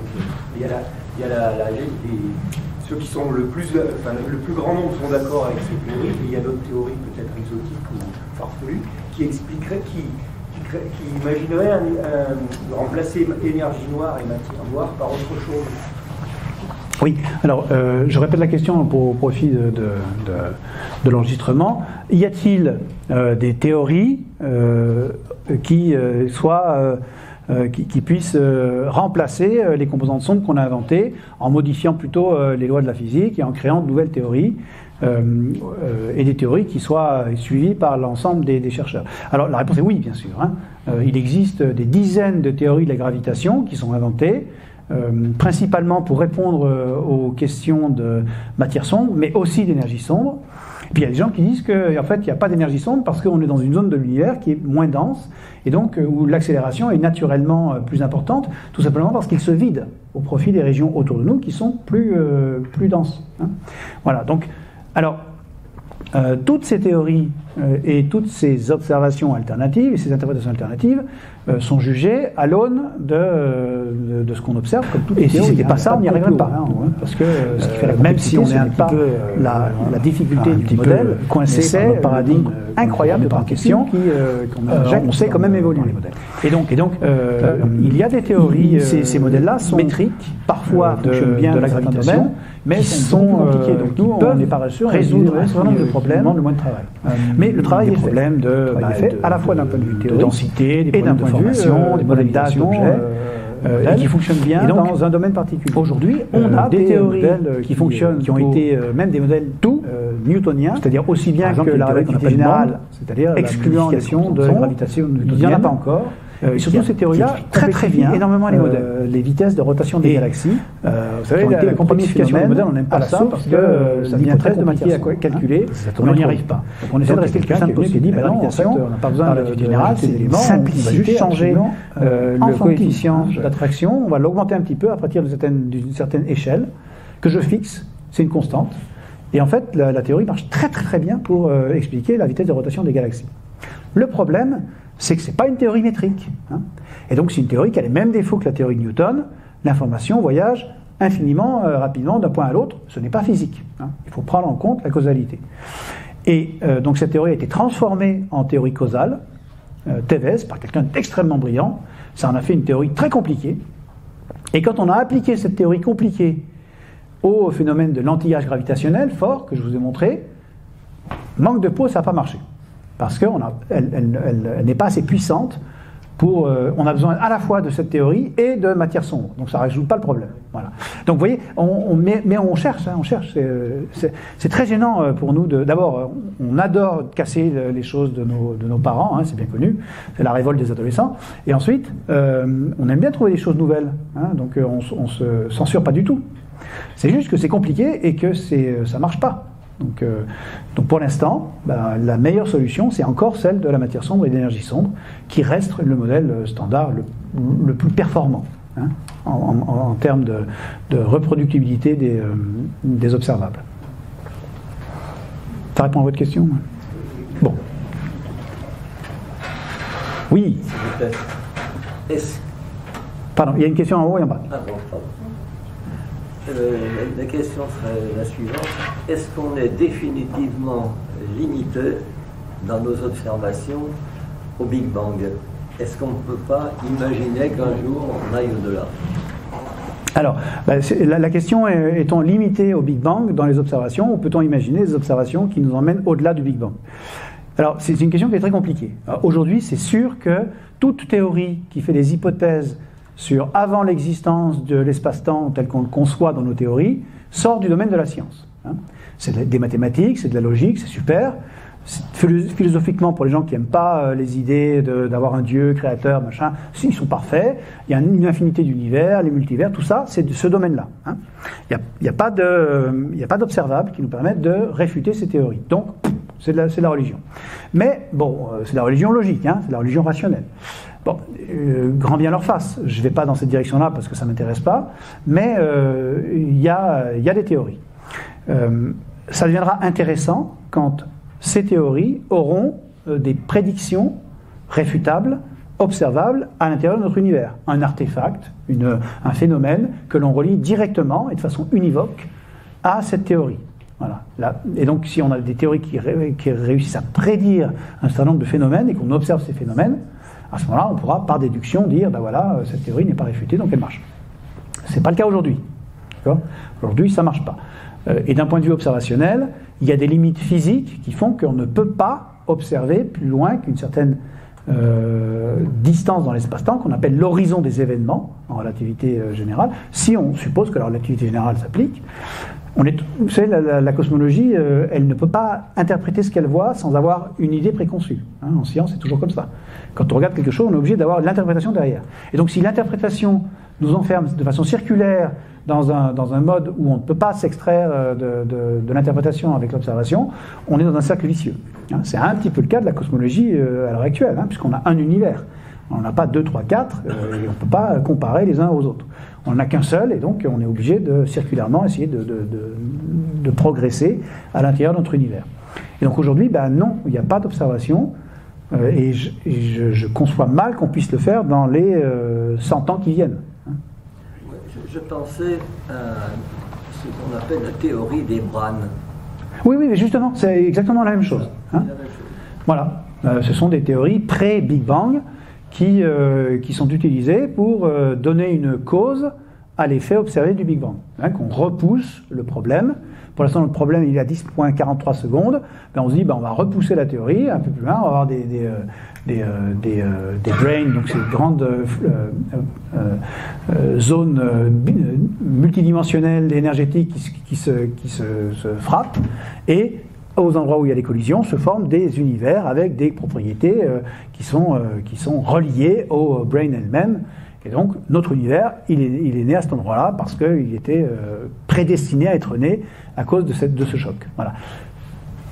C'est totalement irréfutable.